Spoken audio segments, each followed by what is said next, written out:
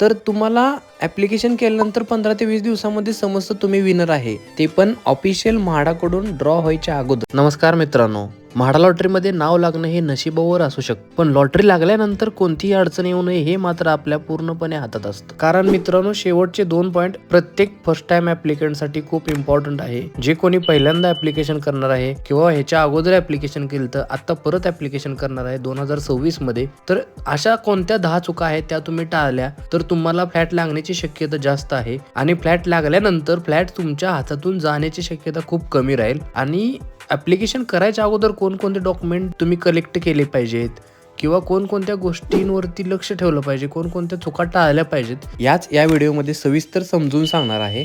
So हा video 5 ते 10 मिनिटाचा आहे. तो 10 मिनिटं वेळ काढून व्हिडिओ व्यवस्थित बघा, जेणेकरून ॲप्लिकेशन करताना काही प्रॉब्लेम येणार नाही किंवा आपल्या एखाद्या छोट्याशा चुकीमुळं आपल्याला एवढा परिश्रम करून जे घर आपण लॉटरीमध्ये किंवा ड्रॉमध्ये जिंकलोय, एका छोट्याशा चुकीमुळं ते आपल्याला सरेंडर करावं नाही लागलं पाहिजे. त्यासाठी मित्रांनो, पुढील इन्फॉर्मेशन खूप काळजीपूर्वक समजून घ्या. सर्वात पहिली चूक म्हणजे न कळत होणारी चुकून चुकीची कॅटेगरी निवडणे. कारण म्हाडा किंवा अदर कोणत्याही गव्हर्नमेंट स्कीम मध्ये कॅटेगरी वाईज कन्सेशन मिळतं, म्हणजे कॅटेगरी वाईज सूट मिळते. जर तुमची ओपन कॅटेगरी आहे, तुम्ही जनरल मधून ॲप्लिकेशन करणार आहे, तुम्ही कास्ट मधून ॲप्लिकेशन करणार आहे, तर कास्टसाठी वेगळं कन्सेशन असतं. सपोज तुमची SC कास्ट आहे तर तिथे 10 फ्लॅट ऑलरेडी रिझर्व्ड असतात तुमच्यासाठी. तर त्या 10 फ्लॅटमध्ये सपोज 8च ॲप्लिकेशन आले किंवा 10 ॲप्लिकेशन आले 10ला 10, तर तुम्ही म्हाडाचा ड्रॉ व्हायच्या अगोदरच विनर असता. कारण तुम्हाला वाट बघायची गरज नाही, कारण तुम्ही ॲप्लिकेशन 10 केलेत आणि म्हाडाने पण त्या पर्टिक्युलर कॅटेगरीसाठी 10 फ्लॅट ऑलरेडी अलोकेट केलेले आहेत. तर तुम्हाला ॲप्लिकेशन केल्यानंतर 15 ते 20 दिवसामध्ये समजतं तुम्ही विनर आहे, ते पण ऑफिशियल म्हाडाकडून ड्रॉ व्हायच्या अगोदर. कारण म्हाडा जे आहे ते तुमची ॲप्लिकेशन आल्यानंतर एक ॲप्लिकेशन ॲक्सेप्टेड म्हणून एक लिस्ट असते. ती लिस्ट म्हाडाच्या ऑफिशियल पोर्टलवरती ज्यावेळेस म्हाडाचे फॉर्म भरायची मुदत संपते त्यानंतर 10 ते 15 दिवसामध्ये ती जी लिस्ट आहे ती रिव्हील केली जाते. आणि त्या लिस्टमध्ये जर तुमचं नाव असेल आणि त्या पर्टिक्युलर कास्टसाठी 10 फ्लॅट रिझर्व असतील आणि तुम्ही कास्टमधून ॲप्लिकेशन केलं असेल आणि फक्त 10च ॲप्लिकेशन आले असतील, तर तुम्ही तिथेच विनर ठरता. तुम्हाला 1 ते 2 महिना म्हाडाच्या ड्रॉची वाट बघायची गरज नाही. कारण 10 फ्लॅट रिझर्व आहेत आणि 10च ॲप्लिकेशन आलेले आहेत, 10 लोकांनी ॲप्लिकेशन केलेले आहेत. सो ते 10 लोक विनर ठरलेले असतात ड्रॉ व्हायच्या अगोदरच. मंडळी, आता तुम्हाला समजलं असेल कॅटेगरी निवडताना बरोबर कॅटेगरी निवडणं किती गरजेचं आहे.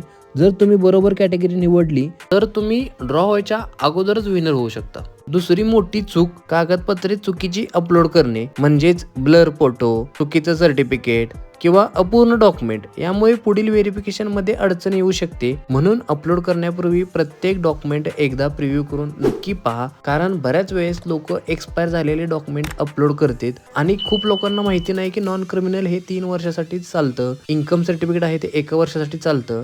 सो 1 वर्ष कंप्लीट झाले तरी पण आपण दुसऱ्या वर्षी तेच अपलोड करतोय का, ह्या गोष्टी चेक करणं खूप गरजेचं आहे. कारण म्हाडाचे जर सपोज मुदत राहिले 4 दिवस आणि तुम्हाला त्यांनी सांगितलं की तुमचं नॉन क्रिमिनल ऑलरेडी एक्सपायर झालेलं आहे, मग तुम्हाला त्या राहिलेल्या 4 दिवसामध्ये ते नॉन क्रिमिनल नवीन काढून नाही मिळत. त्यासाठी हे जे डॉक्युमेंट आहेत ते ॲप्लिकेशन करायच्या अगोदर एकदा व्यवस्थित प्रिव्ह्यू करून पाहिले तर तुम्ही जर एक्सपायर झाले असतील तर तुम्ही ते जे डॉक्युमेंट आहेत ते नवीन काढून मुदत संपायच्या अगोदर तुम्ही ॲप्लिकेशन सबमिट करू शकता. पुढची चूक जी जवळपास दुसरा ॲप्लिकंट करतोच, ॲप्लिकेशन भरल्यानंतर पोर्टल पुन्हा चेक न करणे. अर्ज भरला म्हणजे काम संपलं असं अनेकांना वाटतं, पण म्हाडाकडून नवीन सूचना, करेक्शन विंडोज किंवा इतर अपडेट्स येऊ शकतात. म्हणून मित्रांनो, ॲप्लिकेशन केल्यानंतर म्हाडा पोर्टल असो किंवा तुमचा जो तुम्ही ॲप्लिकेशन मध्ये ईमेल आयडी टाकला आहे, मोबाईल नंबर आहे, त्याच्यावरती येणारे जे अपडेट आहेत ते तपासत राहा.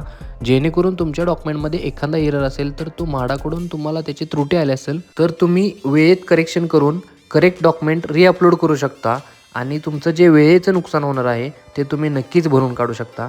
म्हणजे मित्रांनो, वेळेचं नुकसान म्हणजे जास्त नाही आहे, पण जर एकदा तुम्ही ॲप्लिकेशन केलं होतं यावर्षी, सपोज 2026 मध्ये केलं, 2026 मध्ये तुमच्या ॲप्लिकेशनमध्ये काहीतरी एरर होता, तुम्ही ते डॉक्युमेंट चेक नाही केले, तर ती चूक तुम्हाला किती महाग पडू शकते बघा. त्यानंतर एका वर्षाने ड्रॉ निघणार, त्या ड्रॉमध्ये तुम्ही ॲप्लिकेशन करणार, त्यावेळेस तुम्ही ॲप्लिकेशन करणार, मग त्यामध्ये तुम्ही विनर होताय न होताय सपोज झाला तर ॲटलिस्ट पर इयर नाही म्हटलं तर 2 ते 2.5 लाख रुपये पर फ्लॅटच्या पाठीमागं पैसे वाढत चाललेत.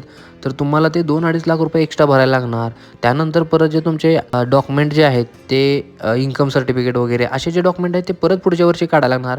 त्यासाठी एक चूक बारकाव्याने लक्ष द्या. ज्या काही मी पुढे सांगणार आहे त्या गोष्टी समजून घ्या आणि त्या चुका टाळण्यासाठी काय करता येईल याच्यावरती काम करा. 5वी चूक, EMD पेमेंट केल्यानंतर ॲप्लिकेशन स्टेटस व्हेरीफाय न करणे. पेमेंट रिसीव्ह झाल्यानंतर पोर्टलवर स्टेटस सक्सेसफुल आहे का नाही हे पण चेक करणं खूप इम्पॉर्टंट आहे मित्रांनो. आणि पेमेंट रिसिप्ट देखील सेव्ह करून ठेवणं तितकंच गरजेचं आहे. कारण पेमेंट काही वेळेस प्रोसेसिंगमध्ये पडतं, काही वेळेस सक्सेसफुल होतं, काही वेळेस रिफंड येतं तुम्हाला.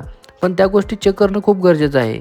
आणि पेमेंट रिसिप्ट जी आहे ती सिस्टीम जनरेटर ती तुमच्या मोबाईलमध्ये सेव्ह करून ठेवणं तितकंच महत्त्वाचं आहे. आता पुढचा पॉईंट खूप महत्त्वाचा आहे. विशेषतः ज्यांना लॉटरी लागली तर पुढे काय करायचे हे माहीत नाहीये. बऱ्याच वेळेस काय होतं, लॉटरी लागते पण पुढील ज्या प्रक्रिया आहेत, म्हाडा ज्या डेडलाईन देते, म्हाडा जे लेटर्स देते त्या प्रोसेसनुसार जर तुम्ही प्रोसेस कंप्लीट नाही केल्या तर तुमचं लागलेलं घर जे आहे ते ऑटोमॅटिकली म्हाडाच्या मंडळाकडे सरेंडर होतं. मित्रांनो, लॉटरी लागणं हे फक्त सुरुवात असते. यानंतर म्हाडाकडून दिलेल्या सूचनानुसार पेमेंट आणि डॉक्युमेंट प्रोसेस वेळेत पूर्ण करणं खूप महत्त्वाचं असतं. म्हणून प्रत्येक डेडलाईन लक्षात ठेवा आणि तुमचं घर तुमच्या नावावरती करून घ्या. अथवा तुम्ही गोष्टी जर डिले केल्या काय होऊ शकतं किंवा काय होतं, मला माहित असलेलं एक एक्झाम्पल, रिअल एक्झाम्पल आहे ते पाठीमागच्या वर्षीचंच आहे. एक मावशी आहेत, त्यांनी ॲप्लिकेशन केलं होतं, त्यांना म्हाडामध्ये फ्लॅटही मिळाला.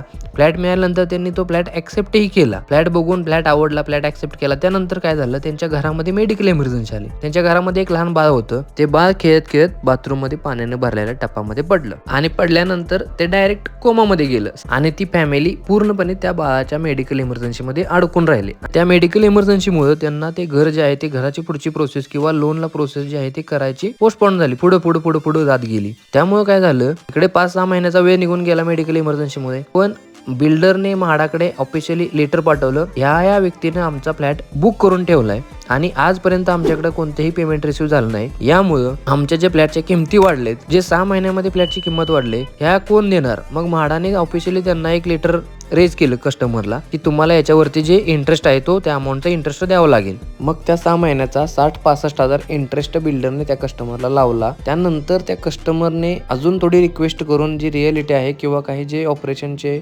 डॉक्युमेंट होते ते या बिल्डरला शो करून बिल्डरने त्यांना परत 25,000 रुपयाचं कन्सेशन देऊन फायनली 40,000 रुपये इंटरेस्ट त्यांच्याकडून घेतला आणि त्यांना तो पे करावा लागला, कारण त्यांना 6 महिने डिले झाला होता. पण आपल्या हलगर्जीपणामुळे कधी कधी लेट होतं किंवा आपण म्हणतो करू अजून 1-2 महिन्यात करू, आपल्याकडे पैसे नाहीत, डाऊन पेमेंटसाठी आपण अजून थोडे पैसे अरेंज करू, ह्या गोष्टी माहीत नसल्यामुळं आपण इकडे वेळ लावतो आणि इकडे जे आहे ते आपल्याला बिल्डरला इंटरेस्ट पे करावा लागेल आणि ऑफिशियली ते म्हाडा गाईडलाईन्समध्ये ऑलरेडी मेन्शन आहे. तर 8वी चूक, सर्व डॉक्युमेंट आधी तयार न ठेवणे. लॉटरी लागल्यानंतर घाई गडबड सुरू होते, त्यापेक्षा pan card, Aadhaar card, income certificate, address proof आणि बँक डिटेल आधीच रेडी ठेवा, जेणेकरून लॉटरी सुरू झाल्या सर्व डॉक्युमेंट अवेलेबल असतील. किंवा बऱ्याच वेळेस काय होतं, फर्स्ट कम फर्स्ट सर्व जी लॉटरी आहे तीही रिव्हील होते आणि त्यामध्ये कसं असतं, जो पहिला ॲप्लिकेशन करेल त्याला पहिलं घर मिळेल. सपोज 100 घरात पहिले 100 ॲप्लिकेशन, 100 जणांना 100 घरं फिक्स लागणार आणि त्यावेळेस जर तुमच्या डॉक्युमेंट नसतील